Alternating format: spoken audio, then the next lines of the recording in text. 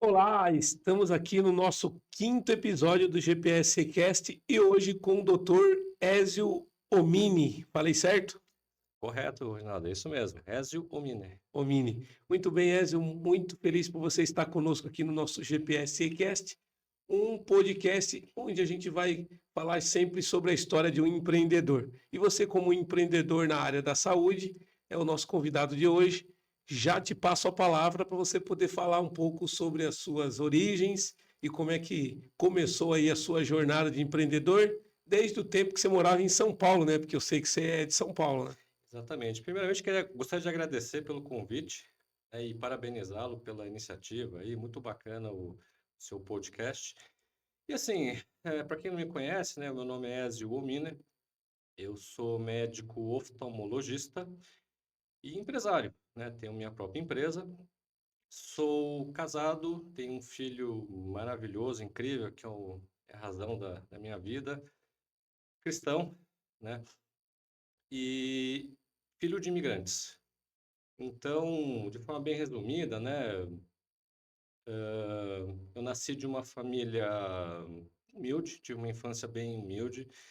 Nunca nos faltou o básico, né, comida, vestimentas e moradia. Mas aquela vida sem luxos, bem contadinho, né? Meus Bem pais, simples. bem simples. Meus pais não tiveram oportunidade de fazer uma faculdade, né? Meu pai tinha um curso técnico, minha mãe, a princípio, dona de casa. Uma vida simples, porém muito feliz, muito tranquila. Uma família é, normal e que era unida, né? Sim, extremamente unida. E aí, Reginaldo, acho que uma coisa que foi marcante na minha infância, né? A gente teve uma tragédia familiar. Meu pai faleceu muito cedo, né? Com 43 anos, eu tinha 13 anos. E naquele momento, a minha mãe, guerreira, se viu ali, viúva, com três filhos pequenos, né? E por sorte, né? Por sorte, por Deus, naquele momento, até pouco tempo ela era uma dona de casa, mas naquele momento ela já estava trabalhando numa loja. Uma loja de roupa infantil que fica ali em São Paulo, que existe até hoje, né? Hoje minha mãe ainda trabalha lá, junto com a minha irmã, caçula. E essa loja, inclusive, foi montada por uma tia minha, né? A irmã dela, que eu sou, assim, imensamente grato. É uma pessoa que eu tenho, assim, um amor, uma gratidão eterna pela minha tia. E a gente cresceu naquela loja, né? Eu ia na escola, parte da manhã, parte da tarde, a gente ia para lá. E toda a minha adolescência a gente viu ali o comércio, né? Eu via minha mãe ali ralando todo dia. A gente já nasceu com esse espírito de empresa, de comércio, de empreender. Claro que minha mãe não tinha todo esse conhecimento, né, que se tem hoje, era muito ali no feeling, né? E assim, aquela loja nos sustentou por toda a nossa adolescência até a vida adulta, né? E desde cedo eu já descobri, sabe, Ginaldo, uma frase que o Cortella, né, o filósofo Cortella fala, Mário Sérgio Cortella. o filósofo Cortella, que fala uma frase que vaca não dá leite. Se você não acordar de manhã, não for lá, não ordenhar a vaca, você não vai ter o seu leite. E a gente via a minha mãe ali batalhando diariamente para conquistar o nosso pão, né? E assim foi. E aí, com todas essas dificuldades, a gente conseguiu vencer, né? Eu e meus dois irmãos conseguimos cursar na faculdade. Medicina, Reginaldo, assim, foi assim um divisor de águas na minha vida, né? Imagina, assim, eu de família humilde, não tem nenhum médico na minha família, mas eu sempre fui muito bem na escola. Era uma garantia que eu tinha, né, de tentar melhorar de vida. E você cursou escola pública. Eu cheguei a cursar uma parte escola pública e a outra maior parte escola particular, mas escola de bairro, escola mais simples, não dessas famosas, né? Eu sempre fui muito bem, eu e meus irmãos sempre fomos muito bem nas escolas, né? E aí, chegando ali no cursinho, eu optei por fazer medicina. Isso, assim, quando eu disse isso para minha mãe, assim, ela ficou um pouco insegura, né? Mas tem certeza, meu filho, medicina é muito difícil, não tem nenhum médico na família, você vai concorrer com pessoas que frequentou os melhores colégios. E eu disse que sim, que eu gostaria de tentar. E devido às condições, ela falou, claro, que ela iria me apoiar, porém, não haveria a menor condição de ser uma faculdade particular, teria que ser uma faculdade pública. E eu aceitei o desafio. E fui, ralei, acho que eu nunca estudei tanto na minha vida. E minha mãe sempre apoiando, né, na humildade dela, o que ela podia fazer, pra me apoiar, né, nunca questionou, nunca me cobrou. E após 3 longos anos de cursinho, né, era bolsista, né, no cursinho, eu consegui finalmente ingressar na Faculdade de Medicina Pública, né, fez a Faculdade de Medicina de Marília, FAMEMA. Marília, eu trabalhei em Marília, cidade da capital do alimento. Exatamente, exatamente. Muitas indústrias alimentícias lá, né? É uma cidade muito gostosa, né? A faculdade, assim, a Faculdade de Medicina é um curso, assim, sensacional, né? Você aprende lidar, né, com o próximo, de ajudar o próximo. Uma curiosidade, Reginaldo, assim, isso é um pouco pessoal, mas eu falo para os meus amigos, minha esposa, enfim, um dia eu falei para meu filho, que foi ali na faculdade de medicina que eu tive absoluta certeza que Deus existe. Pô, muito legal isso. Conta pra gente isso aí. E por quê? Apesar de a gente ter uma certa formação religiosa, a gente não tinha, assim, o hábito, né, de ir na igreja, enfim, a gente tinha ali nossa fé, mas uma coisa meio Meio básica, né? Meio tradicional ali, né? exato. Na faculdade de medicina, você estudando a complexidade do corpo humano, um organismo incrível que se autorregula, que tem cada célula funcionando de uma determinada maneira, que interligam com uma outra, e são neurotransmissores, e hormônios, e canais. Uma coisa tão impressionante, tudo tão harmônico, tudo tão perfeito. Você acreditar que tudo isso foi criado ao acaso, Seria presunção, né? eu acho que é um completo absurdo. A teoria mais aceita é essa: tudo veio ao acaso. Né? Milhões de anos de evolução, mutações que favoreceram um organismo e outros não, e ao longo de vários bilhões de anos surgiu o ser humano, ou qualquer outro ser. Enfim, eu até brinco que eu falo que o cara que é ateu, ele tem muito mais fé nessa teoria que eu brinco ser absurda que um cristão mais fervoroso. Porque realmente é lindo, assim, a complexidade de uma célula, de um organismo. Então, assim, claro que isso é pessoal, mas acreditar que surgiu ao acaso realmente tem que ter muita fé. Isso é muito bonito você falar, porque o empreendedorismo, na verdade, ele é a arte de você ajudar pessoas, né? Sim, Quando a gente fala de empreendedor, a gente está falando de alguém que vai realizar um sonho, que vai conectar famílias, que vai gerar trabalho.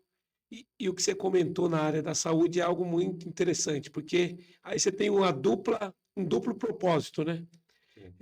Salvar vidas, né? Seja qual for a especialidade, e também gerar trabalho para as pessoas. Então, essa tua experiência lá na faculdade, lá em Marília, já começou a trazer para você aí a visão de que Deus realmente existe, e assim como você também sou cristão, acredito nisso, Sim. e que nada pode ter sido ao acaso, porque é impossível, dada a uma capacidade tão grande, né, que o corpo humano tem de conectar tudo isso e viver de forma harmoniosa, às vezes até por 100 anos, né? Se a gente for olhar, as máquinas mais poderosas, elas duram 20, 30 anos, né? E isso com a série de manutenções, com a série de revisões, as peças desgastando, né? Você que é oftalmologista, né? Tem pessoas que estão com 90 anos sim. enxergando com o mesmo olho de quando ela nasceu lá na década de 20, né? Imagina uma máquina que se autorregula, que se multiplica, que reproduz e que é assim, que tem um sistema de proteção imunológico que defende de ataques de outros seres. Assim, tem que ter muita fé para acreditar que isso foi ao acaso. Exato. E aonde que veio o desejo de trabalhar com medicina? Você falou que você começou a fazer cursinho, era bolsista, e Sim, aonde que foi o estalo ali? Falou assim, eu quero cursar medicina. sim. Assim, foi uma decisão envolveu vários fatores, né? Eu lembro que na época eu gostava muito da área de biológicas, né? Era a matéria que eu mais tinha afinidade. E fui estudar as diversas profissões dessa área. Fui ver como era uma odontologia, como era a fisioterapia, como era a psicologia, TO, enfim. E ao ver como era a medicina, assim, é uma profissão assim apaixonante, né? Então, sabendo assim como era a profissão e de uma área que eu gostava e que, enfim, eu achei que seria a melhor escolha e de fato foi. Foi muito bem escolhida. Bacana. E aí, saindo da faculdade, como é que foi? O que que você enfrentou? Quais foram os desafios? O que que você encontrou pela frente, né? Porque recém-formado, né? Sem experiência, Sim, não é porque é médico que já tem emprego garantido, né? Então, como é que exatamente. foi o pós-faculdade, né? E uma coisa que você falou foi muito interessante, né? A educação, ela transforma, né? Transforma. Então, o fato de você estudar, você sai de um bairro simples, de uma origem simples, para se tornar aí um renomado oftalmologista. E aí, quando você sai da faculdade, qual foi aí o cenário que você encontrou? E depois a gente vai falar sobre como é que você virou empreendedor, mas qual foi o cenário que você encontrou pós-faculdade? Saindo da faculdade, né, assim, a gente tem que, não tem, mas muitas vezes você acaba tentando nichar um pouco a sua área de atuação, né? Após ter feito alguns estágios, eu ainda não tinha muita certeza em que era o que eu gostaria de seguir. Ao me formar, eu fui trabalhar como clínico geral no programa do PSF, Saúde da Família, né? Trabalhei no PSF por um ano, atendendo a população, né, dos bairros. E durante esse ano de trabalho, eu já fui amadurecendo a minha especialização. Eu sempre gostei muito da faculdade, a minha dúvida também é porque eu sempre gostei tanto da parte clínica como da parte cirúrgica. Eu gostava dos dois. Então, eu tentei alinhar, tentei combinar alguma especialidade que tivesse essas duas áreas. E, novamente, né, tinha algumas opções. Eu fui estudar como era o oftalmo, como era o otorrino, como era o obstetra, enfim. E estudando, indo, participando de congressos, conversando com profissionais, aí após esse um ano de amadurecimento, né, já trabalhando ali no PSF, eu optei por escolhi que gostaria de prestar é um novo vestibular, né, a prova de residência médica na oftalmologia. E aí eu estudei, me preparei. É um vestibular, não vou dizer que não é mais difícil que a prova de medicina, mas eu diria que é um nível muito próximo, porque naquele momento você já está mais afunilado, você já está enfrentando concorrente outros médicos.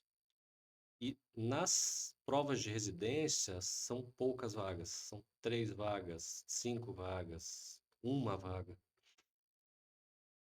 Então, assim, é bem difícil. Eu diria que foi a segunda época da minha vida que eu mais estudei. E consegui, né? Consegui, fui aprovado em alguns serviços, acabei optando para vir em Sorocaba e lá vivo até hoje, né? E aí você acabou indo para Sorocaba pela sua especialidade, né? Exatamente. Então eu fiz ali terminada a faculdade de medicina, né? São 6 anos. Eu ingressei na residência em oftalmologia, que são mais 3 anos. Optei por fazer mais um ano de pós-graduação. E feito isso, eu entrei no mercado de trabalho, né? Até gostaria de citar, né? O meu primeiro emprego é uma grande empresa daqui de Tietê, o CPCO, do Dr. Pedro, doutora Paula, né, que deram a primeira oportunidade, né, de emprego. Um abraço para eles, né? Família Balardini sempre abençoando e transformando vidas, né? Assim como você, o Marcos, né? E a dona Letícia também me apoiaram quando eu vim para Tietê há 20 anos atrás. Um abraço, um beijo para o Marcos, para a dona Letícia, para a Paula, para o Carlos e também para o Pedro. É uma família realmente Muito muito abençoado, abençoada, né? muito. E eles me deram a primeira oportunidade e eu fiquei aqui ainda trabalho aqui, vem um pouco, mas ainda continuo mantendo o vínculo, né? Gosto muito deles, do ambiente de trabalho. E comecei a trabalhar aqui e fui ganhando uma clientela.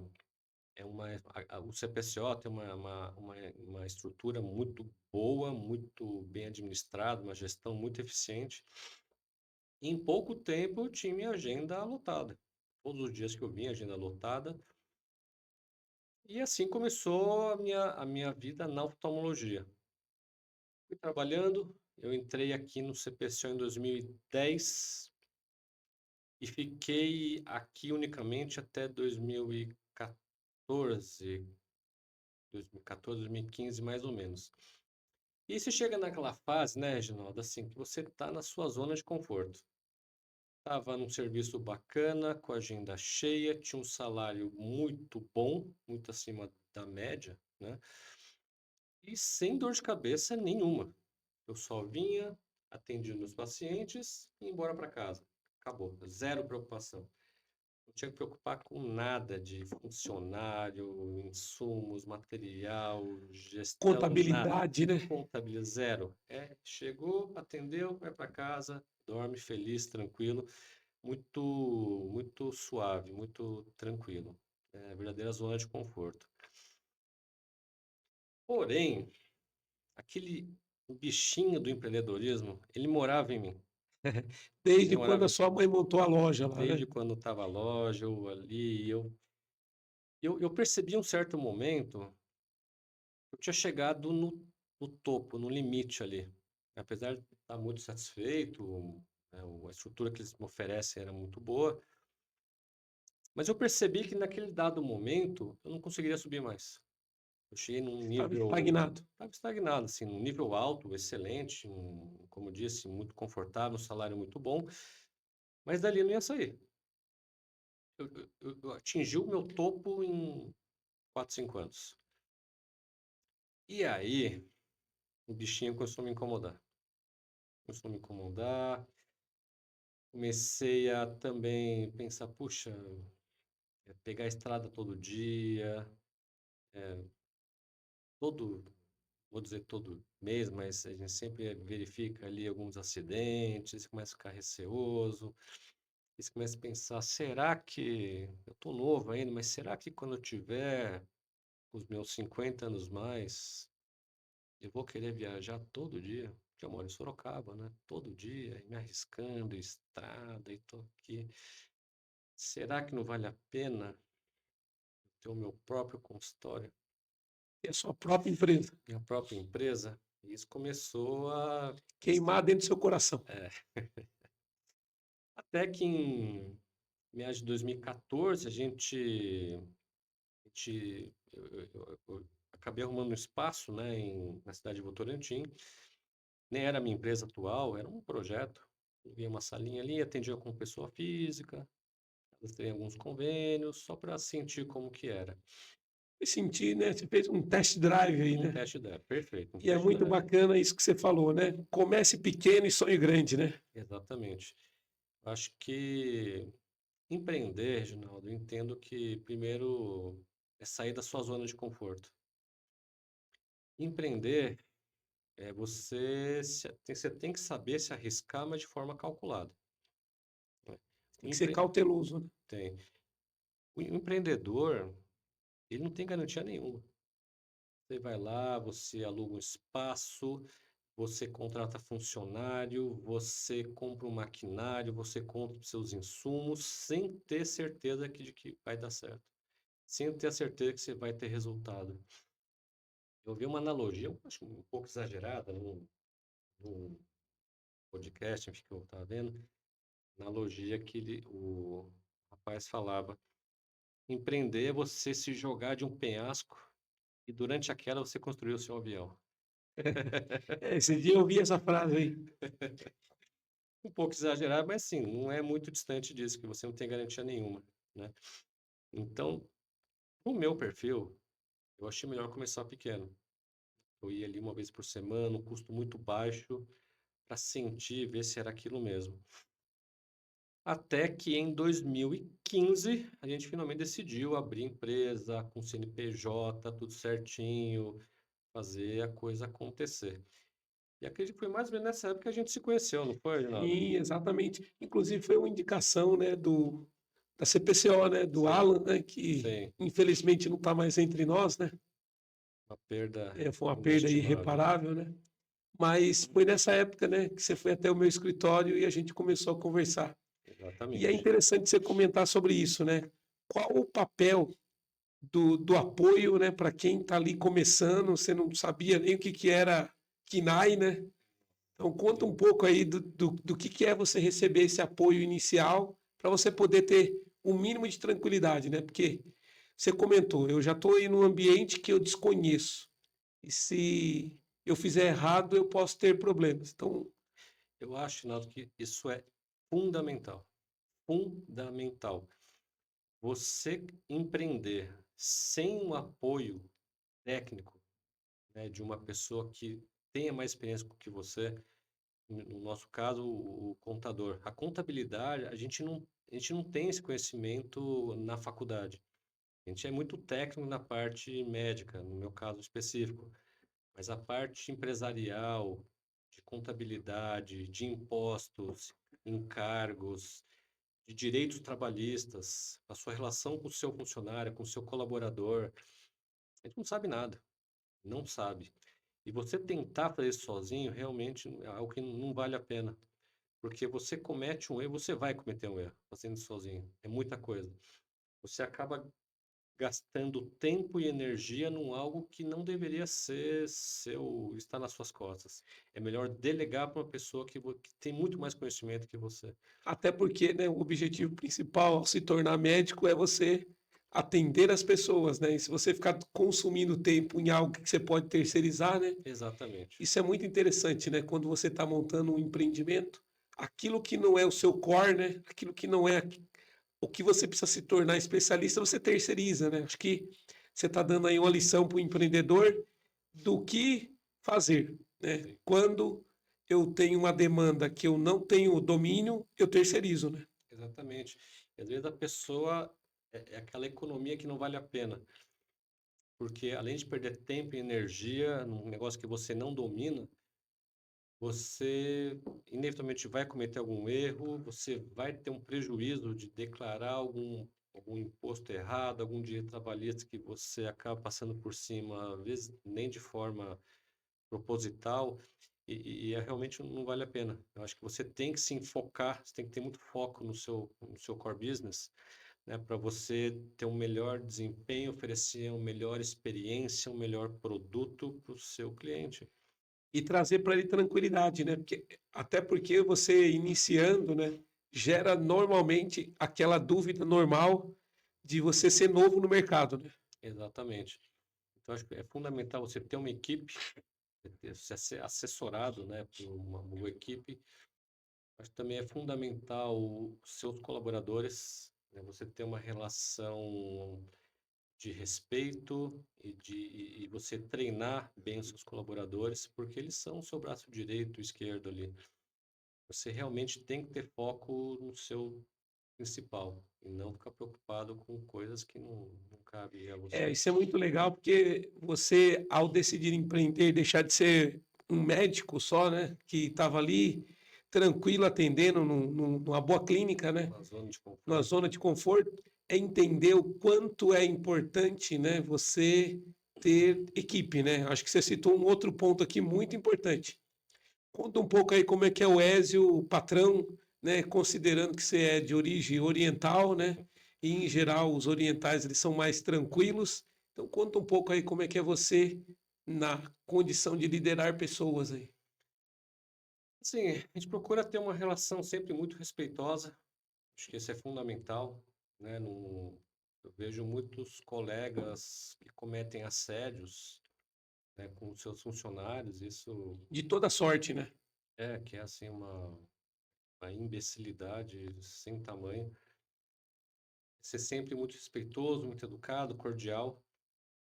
E aquele morde-a-sopra, né? Porque ao mesmo tempo que você tem que oferecer um treinamento, oferecer uma condição de trabalho adequada, você também tem que saber cobrar. Porque você não é o paizão ali. Tem que entender papéis de cada membro da equipe. Então, você tem que saber, sim, ser respeitoso, mas também tem que saber cobrar. Cada um ter o seu papel. Então, na nossa equipe, ali, nós somos em 3 médicos, né? Eu sou um médico oftalmologista, temos um médico cardiologista e um médico ortopedista. A minha esposa trabalha comigo, você conhece ela, a enfermeira Dominique, Um abraço para Dominique aí. e que ela faz um trabalho incrível, inclusive acho que seria, claro, assim, fazendo um jabazinho, seria até interessante trazê-la aqui para Ô, falar já sobre o deixa trabalho registrado dela. aí, Bruno.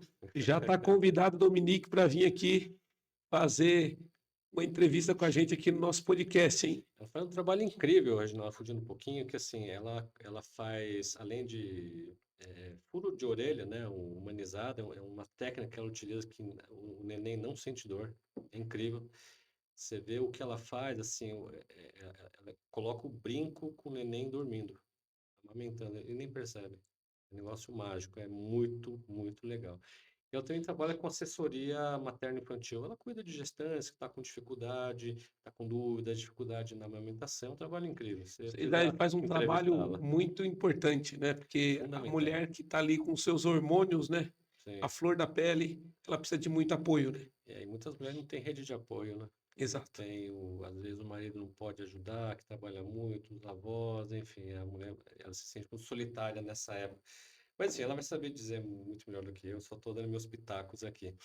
Então, a equipe eu, o ortopedista, o cardiologista, a enfermeira, e nós temos uma supervisora e 2 secretárias. Então, a princípio, cada um tem uma função, né? Mas a gente conversa todos ali, mas a ideia é a supervisora orientar as secretárias e me passar semanalmente, fazer os apontamentos do que pode ter de melhorias, de coisas, de alguns eventuais erros que podem ter acontecido, algo que chamou a atenção, e a gente vai sempre fazendo esses ajustes, né? Para que a clínica funcione redondinho, né? Que a gente sempre tenta entregar a melhor experiência possível para o nosso cliente, para o nosso paciente, né? De gestão de agenda, de não demorar para responder, de atendimento rápido, rápido assim, não deixar ele esperando muito tempo ali na sala, não, ali é com muita calma, mas não deixar muito tempo de espera, enfim, temos alguns protocolos ali. Isso é muito legal porque durante muito tempo a gente imagina que o médico é aquele que não cumpre horário, né? Que deixa a pessoa esperando, que faz lá o receituário com a letra que não dá para entender, né? Então Sim, você tinha uma visão muito antiga e muito retrógrada desse modelo de trabalho, né? E é exatamente. muito legal que você está empreendendo na área médica, trazendo novos conceitos e criando o quê? Metodologias e procedimentos que vai permitir que você tenha cada vez mais pacientes dentro da tua clínica, né? Temos processos, né, para que caso haja a substituição de algum colaborador, que o novo, ele não é nada na cabeça dele, está tudo ali, processos, para que tudo continue funcionando redondinho, né? E assim, acho que quando você decide empreender, é claro que no começo é muito difícil, muito confuso, mas a partir do momento que você está mais ou menos estabelecido, você precisa se diferenciar dos seus Concorrentes. concorrentes, das outras empresas. O que você entrega de diferente? Por que que o cara vai escolher você e não um colega da esquina? E é isso que acho que a pessoa que vai empreender tem que ter em mente, né? Tem uma frase que eu adoro, que é: se você não sabe onde vai chegar, qualquer caminho serve. Isso é verdade. É do gato da Alice no País das Maravilhas. Isso é verdade. Mas é o que eu tenho em mim. Você tem que ter muito claro o que você quer. Na vida a gente tem que ter um plano e um propósito, né? Se você não Exatamente. tem um plano, você vive, como diz a música lá do Zeca Pagodinho, né? Deixa a vida Deixa a vida levar. me levar. E eu costumo falar que tem pessoas que deixam a vida levar e ela leva mesmo, né? E não Sim, traz de volta, aí a pessoa perde a oportunidade de empreender. Então, aqui exatamente. falando contigo, você já falou sobre educação, falou sobre liderança, falou sobre processos e falou sobre como você começou, né? Sim. Pequeno, né, para poder sentir o mercado e depois você foi aperfeiçoando e melhorando. Conta pra gente aí agora um pouco sobre planos para o futuro, como é que o que você espera para tua empresa, para o teu negócio, né? A gente está diante agora de uma mudança de governo Sim. e eu costumo falar que aquilo que a gente não controla não dá para a gente ficar demasiadamente preocupado porque é uma variável que não é nossa. Sim. Mas agora, do que depende do Ézio, da Dominique, o que você tem aí de planos aí para o futuro? Eu concordo com isso, viu, Ginaldo? Acho que a gente tem que gastar nosso tempo e energia com aquilo que a gente tem controle. Realmente, simula governo, sai governo, a gente não tem controle sobre isso. Então, a gente sempre procura melhorar em todos os sentidos. A gente abomina a acomodação. Acho que a acomodação, morte, como diz um outro professor que eu admiro muito, o Dr. Pedro Calabres, que é um neurocientista fantástico e, enfim, super famoso no YouTube. Então a gente procura nunca acomodar, sempre tentar melhorar. Aonde dá para a gente melhorar, né? Então os processos, a gente sempre está revisando eles, treinamento de funcionários, adquirir novas habilidades. Acho que é muito importante você sempre tentar aprender mais, ser autodidata, porque uma das únicas certezas do mundo é que ele muda. As pessoas mudam, seus clientes mudam, as preferências dos seus clientes vão mudar. E você tem que estar antenado nisso para não virar um dinossauro. E isso tem muito a ver com inovação, né? Você falou uma coisa muito importante, né? Tem pessoas que ficam ali presas aos seus dogmas, ficam presas ali aos seus paradigmas e falam assim: se quiser é assim, É, né? exato, Se quiser contratar o meu serviço é desse jeito. exato. E essas pessoas vão ficando para trás. E uma coisa que você falou é muito interessante, né? Independente do tamanho do seu negócio, se você tiver na vanguarda de novas opções, você com certeza vai sair na frente. Sim. É tentar se diferenciar da concorrência, né? Senão você vira uma commodity. O que você tem a mais, né? É claro que existem muitas estratégias, né? Existem clínicas, empresas que buscam conquistar pelo preço. Isso é uma coisa que a gente não quis desde o começo. Eu não quero concorrer com uma clínica popular. Não é esse nicho que eu quero. A gente busca um cliente, um paciente que valoriza o nosso conhecimento, que valoriza o nosso resultado. Isso é fundamental. Então, é claro que eu acho que você deve ter passado por isso, todo mundo já passa, de cliente querer comparar preço. Ah, mas o outro ali é mais barato. Eu entendo que você pode comparar produto, serviço não. Você nunca deve comparar serviço. Cada pessoa tem uma jornada. Isso que você falou é muito interessante, né? A gente tem aqui os nossos trabalhos, os nossos serviços, Sim, e quando a pessoa fala, olha, tem alguém que está fazendo mais barato, fala assim, bem, se for alguém que tem a mesma jornada que eu, é, que passou pelas mesmas situações, porque em geral o que você comentou é muito importante, né? Você estudou, você fez pós-graduação, então é muito importante, né, que o empreendedor que está nos ouvindo aqui, ele consiga ter uma diferenciação, porque senão você passa a ser mais um na multidão. E aí, pegando esse tema da diferenciação, para você poder trabalhar num ambiente mais atraente para a empresa, que traga mais margem, né? Porque, enfim, ao final a gente tem empresa para ter lucro, né? Sim. O que você poderia dar de conselho aí para os empreendedores que estão trabalhando, como diz, no mundo normal e brigando por preço? Olha, eu acho que muito importante, antes de mandar, você ter planejamento. Tem que ter um planejamento.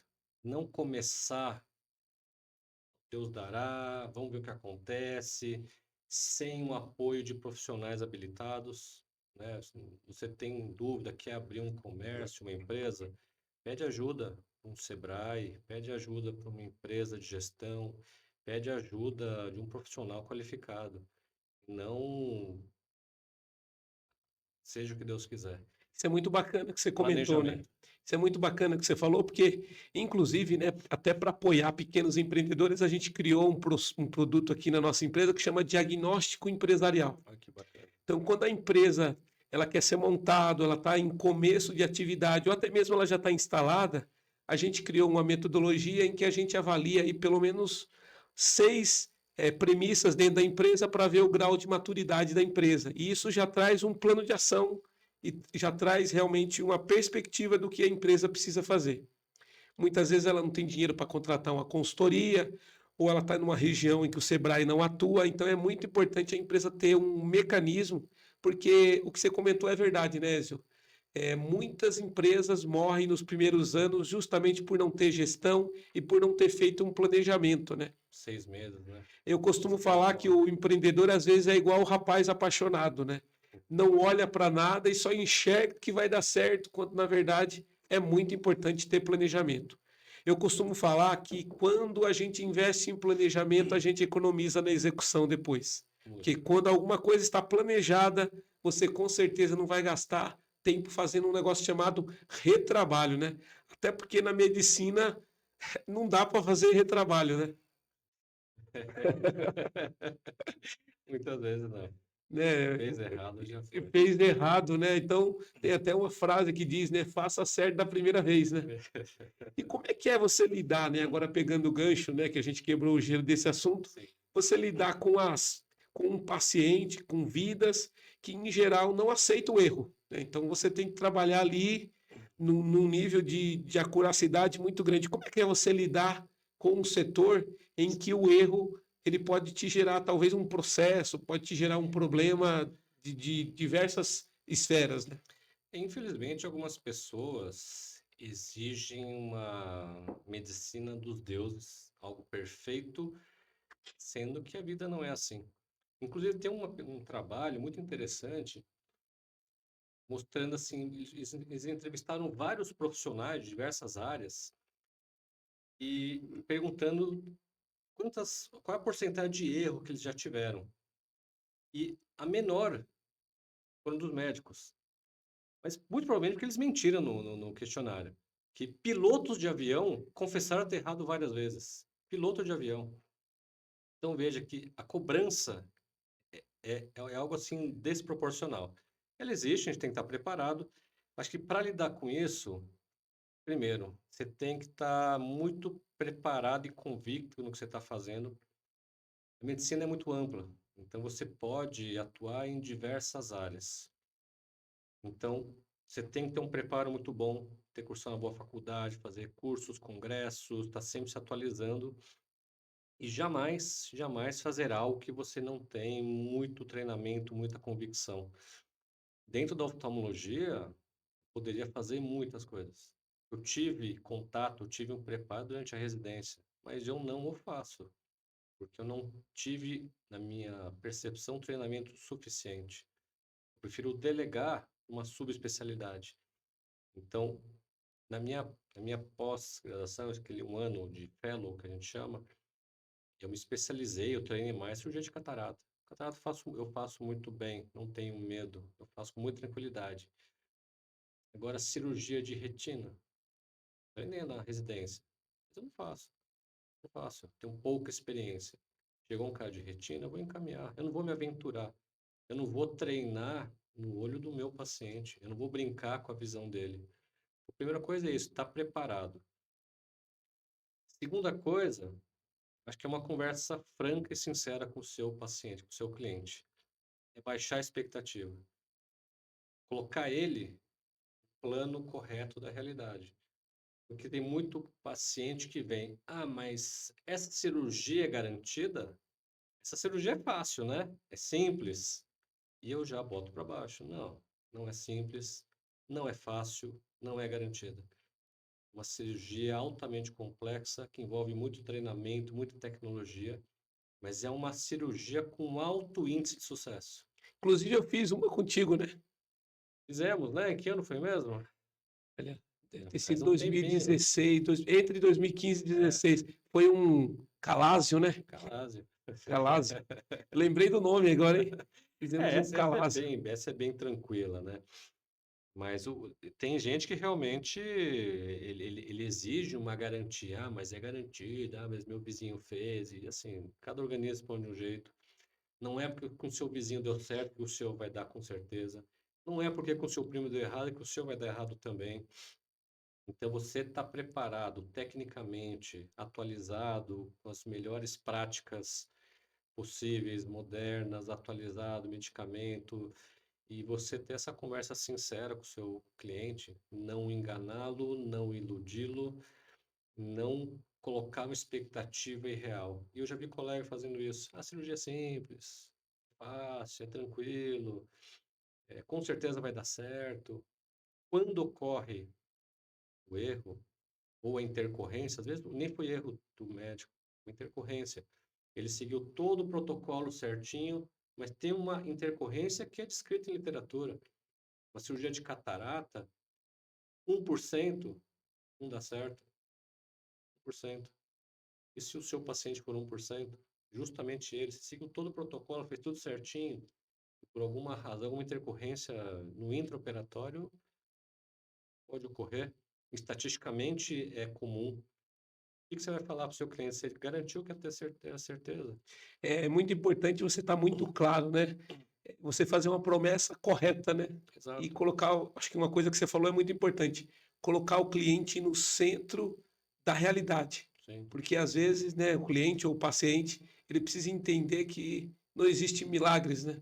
Existe realmente profissionais preparados e que intercorrências, elas são possíveis e necessárias. Por isso que é muito bom você ter bons procedimentos dentro da empresa, sim, porque a partir do momento que você estabelece um padrão, você vai ter poucos desvios e poucas ocorrências desse tipo, né? exatamente. Muito Exatamente. bem. Para suas considerações finais, doutor Ézio, o que você recomenda aí para quem deseja empreender na área médica, né? Pessoas que às vezes estão saindo da faculdade ou estão querendo muitas vezes sair daquele emprego da zona de conforto. O que você recomendaria aí como conselho final? Eu acho que depende muito do perfil, sabe, Reginaldo? Porque às vezes uma pessoa, eu tenho amigos que são tecnicamente até melhores do que eu, têm formações melhores do que a minha, mas eles não têm perfil de empreender. Ele não tem aquele gosto pelo risco calculado. Ele gosta daquele emprego, aquele concurso público que ele fez. Ele quer ter aquela garantia, ele quer ter ali a aposentadoria dele, ele quer ter Quer ter uma vida estável? estável. Assim, eu não vejo problema. Eu não acho que tem que ser assim ou assado. Não existe certo ou errado, né?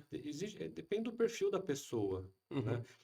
Se o cara está feliz com o emprego dele, sendo trabalhando para uma outra empresa, sendo, né, uma clínica privada ou é concursado, tudo bem.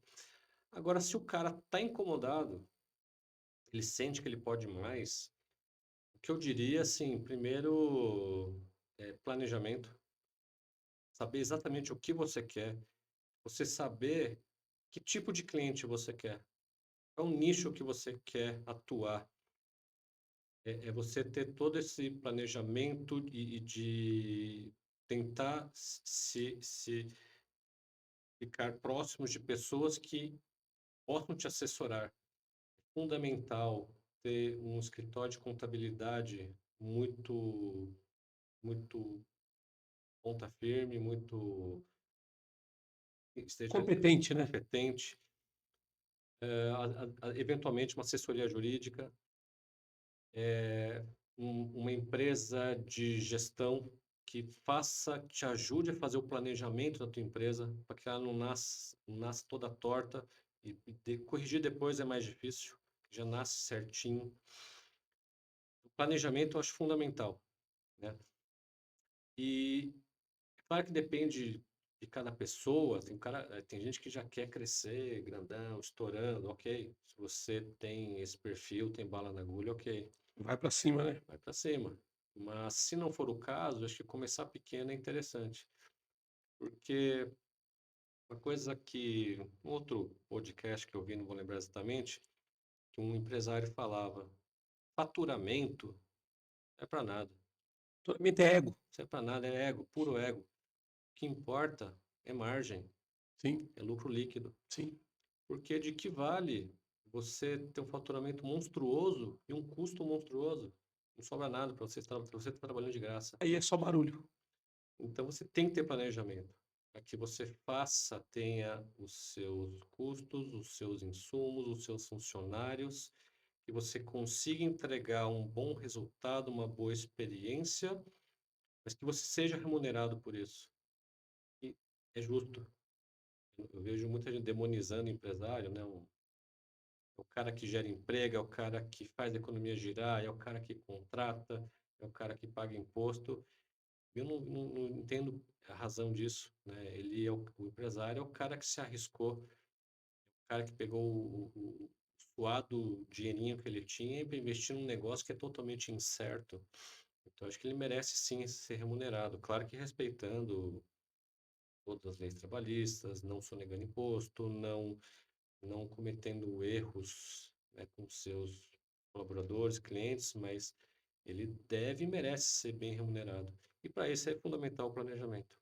Perfeito.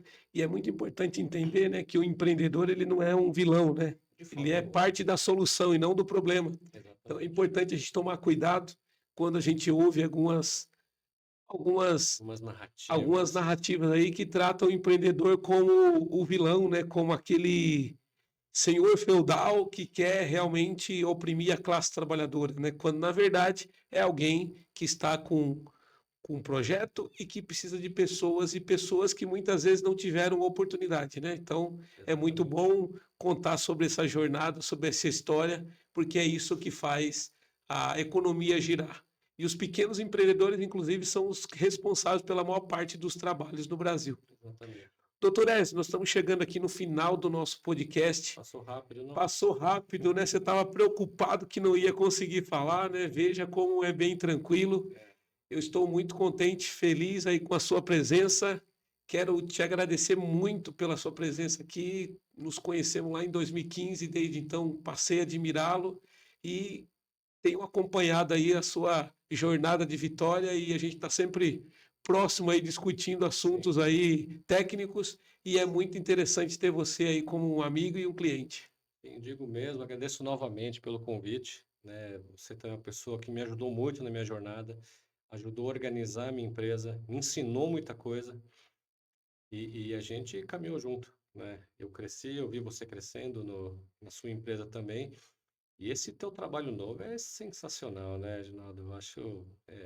Eu tenho muita dificuldade no digital, na parte digital, realmente é algo que eu preciso trabalhar. Minha esposa é muito mais sofisticada do que eu nesse sentido, mas admiro muito a sua coragem, né? Você saiu da sua zona de conforto, você tinha uma empresa estável, Sim, rentável, você estava tranquilo, um nome forte na cidade e resolveu empreender nessa nova jornada, sem né? dúvida. Desejo muito sucesso, Reginaldo. Também te admiro muito e seguimos em frente. É isso aí, muito bem. Bem, pessoal, estamos concluindo aqui o nosso quinto episódio do GPSC Cast e a gente se encontra no próximo e sexto episódio.